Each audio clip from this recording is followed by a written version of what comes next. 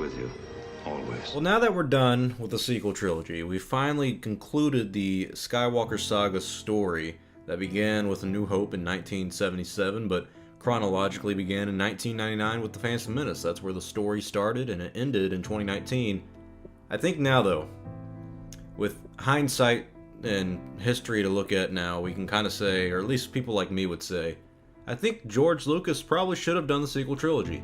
And it's not a diss to the sequel trilogy that we have now. I mean, I'll admit, I don't like them. I thought The Force Awakens was solid, but both the films after that just really did not make the mark for me and did not feel like a proper conclusion to the story of Star Wars. And it didn't feel new, it didn't feel innovative, it didn't feel like a story worth telling. But I think, personally, that George Lucas may have been the guy to do it, and he sold the franchise in 2012, and we know, well, at least I know, I don't know about you guys, but I know that in 2011, and even a little bit prior, he was planning on making his own sequel trilogy. He approached Mark Hamill, Carrie Fisher, Harrison Ford to come back and reprise their roles. He had begun writing story treatments. We know that he wrote story treatments for the 7, 8, 9 films.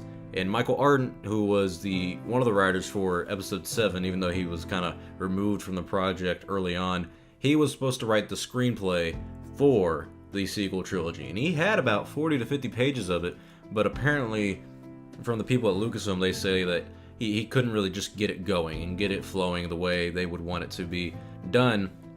I think that's unfortunate. I think it would have been more interesting to have Lucas do what he did, write the story outline, write the story treatments for the sequel trilogy, and then have someone like Michael Arndt, have a co-writer come in and write the screenplay. Because Lucas, if you know anything about Lucas, and I know a lot of Star Wars fans pretend to think they do, but they really don't, Lucas is not a good writer. I mean, just as simple as that. He's not a good writer. He does not like writing. Francis Ford Coppola, his mentor in the film industry, basically told him, if you wanted to learn how to direct a movie, you need to at least learn how to write it. You know, just write it all in one go. Don't go back and rewrite and try to fix it and make it perfect. Just write it, get it done.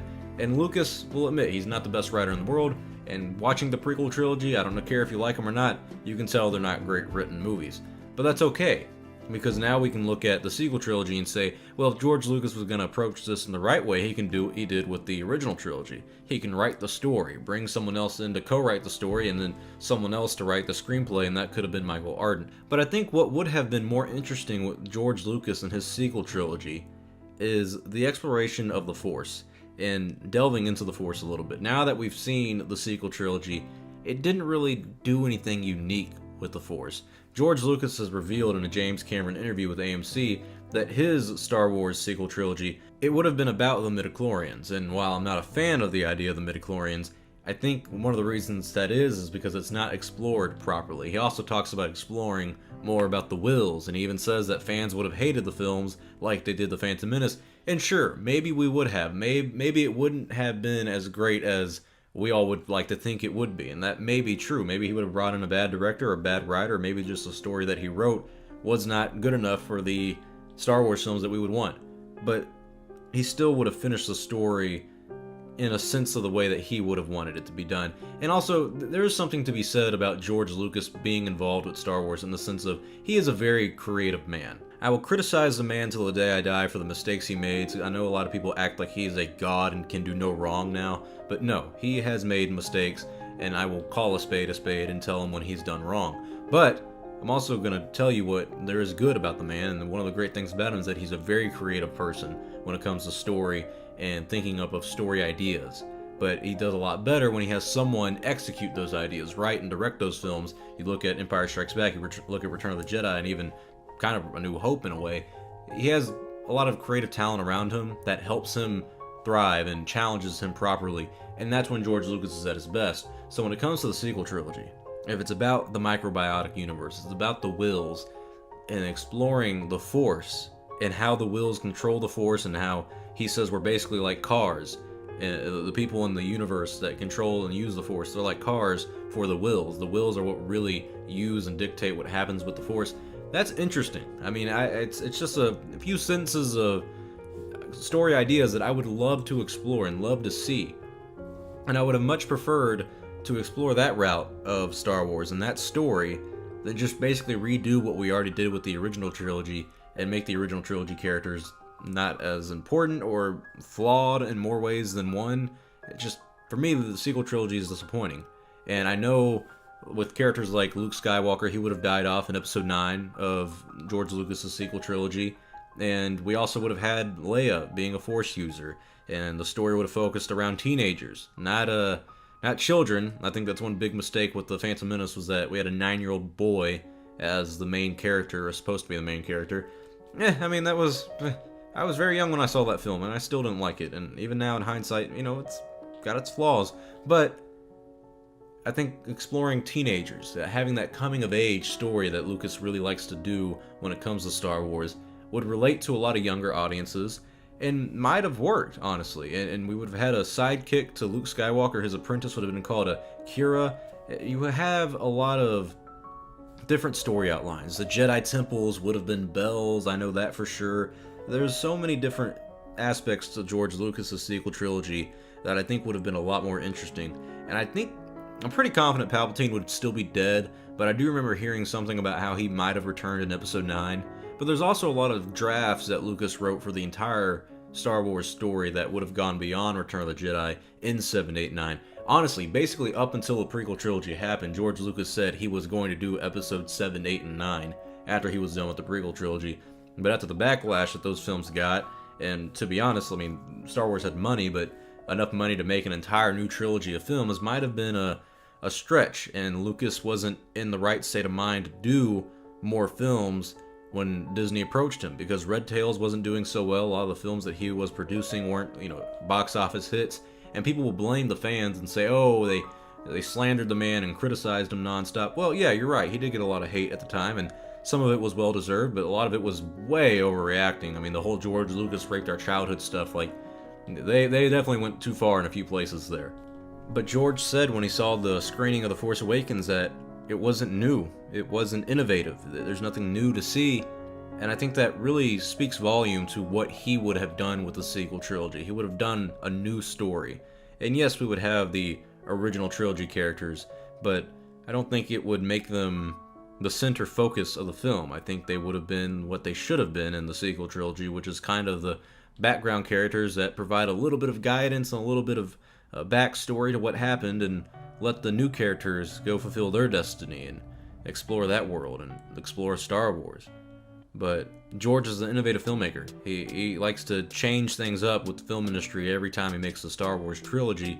I really wonder how he would have innovated things a third time around. You know how hard that is to do? And I mean, to be fair, he didn't really create the camera system that blew up after A New Hope came out.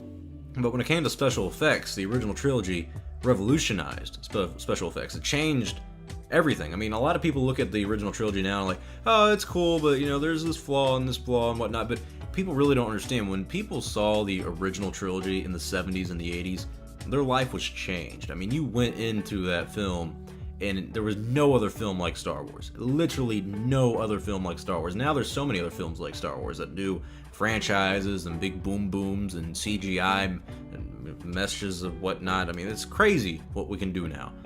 But none of them tell the story that Star Wars told. And the prequel trilogy had the innovation of digital technology, using characters like Jar Jar Binks, who you never really had a character who was used by Ahmed Best. He was played by Ahmed Best, but they actually put a digital version of him in the film and made that Jar Jar Binks, and then using digital cameras in Attack of the Clones and Revenge of the Sith, which I don't think was the best choice in the world, but still, in hindsight, it did revolutionize how we make films nowadays. It did let us use digital technology that changes modern day filmmaking. How would George have done it a third time around? I mean, I really would like to know. And the sequel trilogy that he made would have been more experimental, would have been different. It wouldn't have been a blockbuster film like we have with the sequel trilogy now. That's one thing that's great about George Lucas, is he's not the Hollywood studio kind of director. He hated that. There's a legend that, I'm not sure how accurate it is, but the day he got on the set on one of the studio lots was the day the last real big studio head retired. Like the same day Lucas started his job there. The last of a dying breed in the studio world basically quit.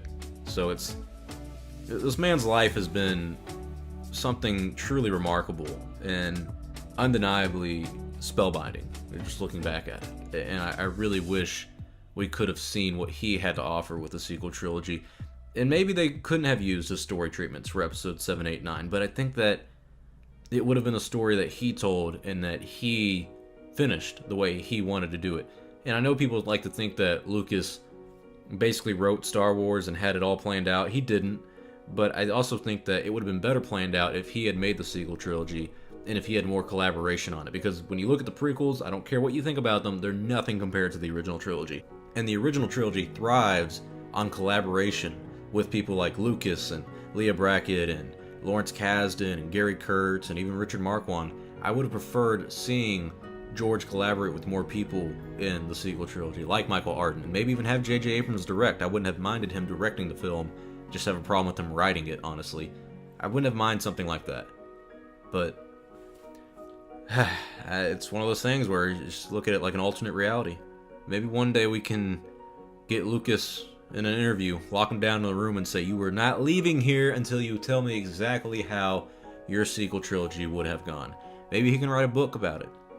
I don't know, but I do miss the man, and I do love the man. He's been the influence for me to get into film school. Studying his life has been inspiring, and just seeing what one man can create, one awkward child from Modesto, this nerd who was obsessed with comic books and Flash Gordon and Buck Rogers serials, and just was into film, not even into sci-fi fantasy film. He didn't want to make a sci-fi movie. He was into documentary making. He was into experimental projects and films outside the realm of normality. How he created this grand saga that spanned 40 plus years and will still be going into the future. And it's pretty depressing to think that we don't get to see his vision all the way through. But hey, that's how life works, my friends. You don't always get what you want. But tell me your thoughts below. What do you guys think about George Lucas finishing the sequel trilogy the way he would have wanted to do it? Are you content with the episodes 7, 8, and 9 we got now, or would you have liked to explore the microbiotic universe of the midichlorians and the Wills? A lot of possibilities there. Tell me your thoughts below. I'm Star Wars Only. Hope you guys enjoyed this video. I will see you all next time, and may the Force be with you always.